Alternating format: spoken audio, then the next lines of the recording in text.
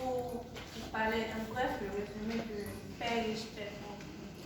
Père riche, Père pauvre, devenir un riche ne s'apprend pas à l'école, c'est un livre de Robert Témoin Kiyosaki.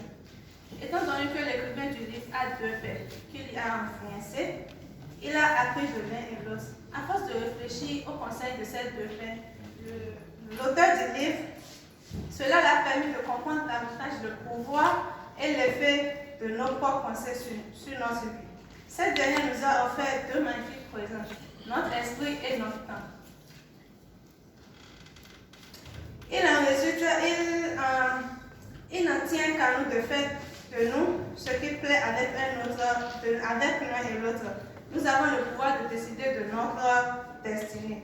L'argent est une forme de pouvoir, mais l'éducation financière aussi est encore plus avantageuse que l'argent.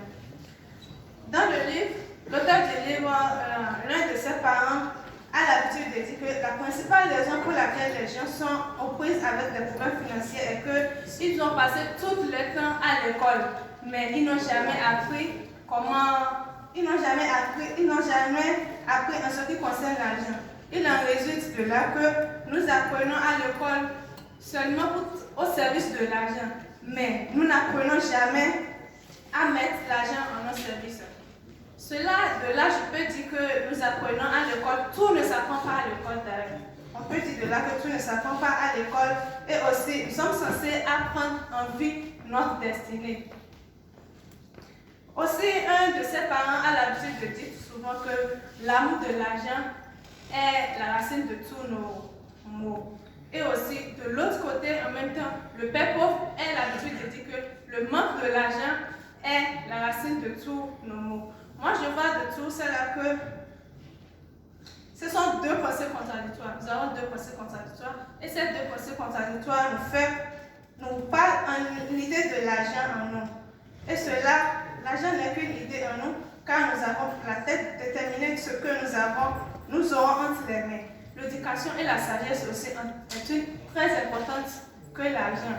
Alors, pour que nous commençons tôt, achetons des livres, nous participons à des séminaires, aussi nous investissons dans toutes les choses. Selon l'auteur, comprendre une philosophie est aussi importante que comprendre une action. Plusieurs personnes de nous veulent agir au lieu de prendre action. Et il y a aussi, de l'autre cas, il y a des gens qui prennent l'action sans agir. Moi, je vois que l'action et la pensée, les deux se suivent, ils se précèdent. Agir et créer l'action. Nous ne devons pas agir ou bien nous ne devons pas penser sans agir. Les pauvres, aussi dans le livre, l'auteur a aussi dit les pauvres et la classe moyenne travaillent pour l'argent. Mais les riches font en sorte que l'argent travaille pour eux.